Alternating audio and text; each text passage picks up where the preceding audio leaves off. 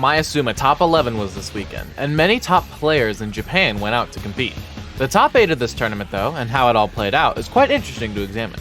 Today we'll be looking at the top 8 of Maesuma Top 11, telling the journeys of how they made it to top 8, who they beat on the way, and how they eventually did in the top 8 bracket.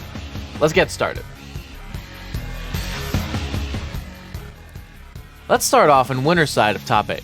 The 4 players entering winner's semis at Maesuma were Akula, Miya, Ken, and Karage. Now, you probably recognize Akula, Miya, and Ken, but who the heck is Karage? Well, Karage is a Captain Falcon player who made sure we knew who they were after their strong performance this weekend. Karage tore through his bracket with 2-0s and 3-0s, only being taken to a decisive final game once in pools. Then, to make it into top 8, Karage beat Neo in winner's quarters. Neo is Japan's Corrin player, who has also been making a name for themselves lately, taking all sorts of tournament wins over in Japan, and who also uses the best Corrin ult. Don't at me, it's just factual. In top 8, Karage went up against Ken, a player you've all heard of before, I'm sure. Ken, to get to that point, beat the other huge Falcon player, Jogibu, who we'll get back to later, and Rizeyasu, a very notable Japanese player and a main of like a billion characters.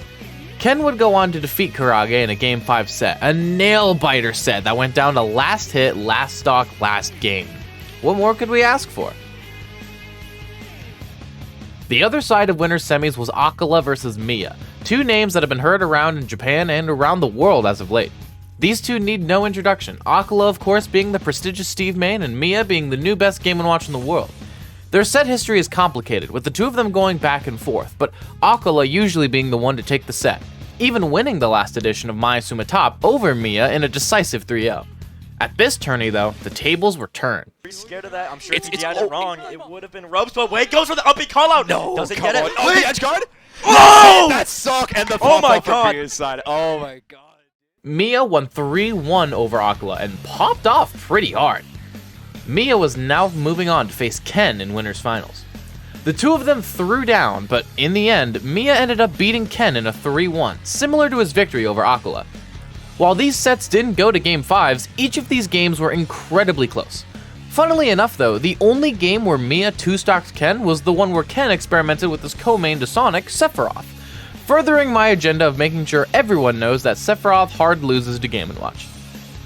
Now let's take a trip into the losers bracket before we get into grands. Starting off losers top 8 was Yara versus Jogibu.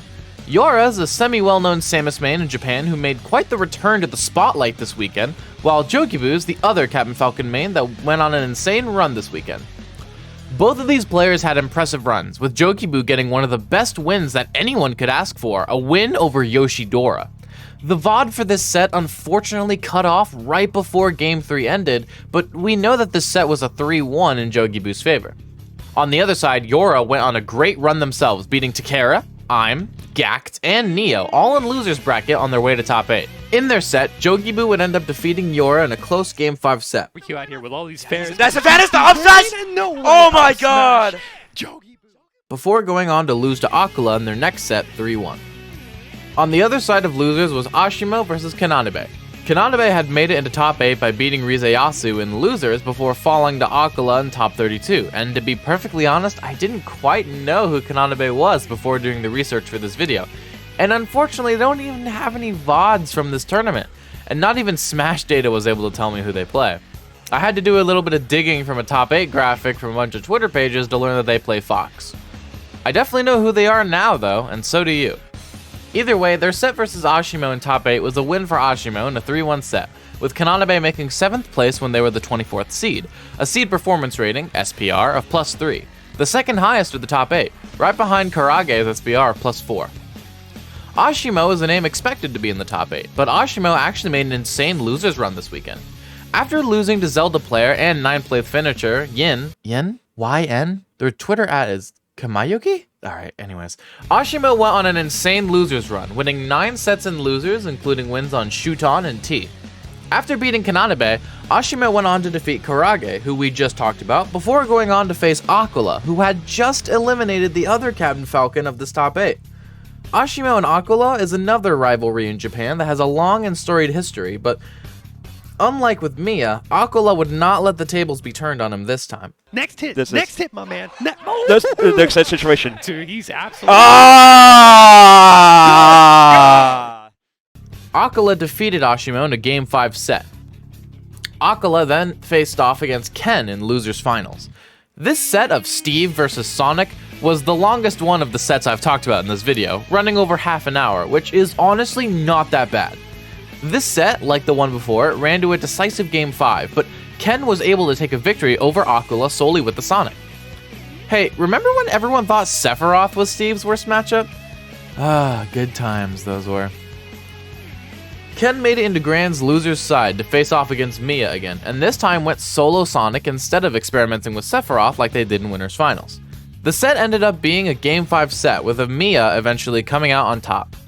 Game 1 and 2 were both close, both going down to last stock, but for every game afterward, the player who won was up by at least 1 stock, with Mia 2-stocking Ken games 3 and 5, while Ken actually 3-stocked Mia game 4.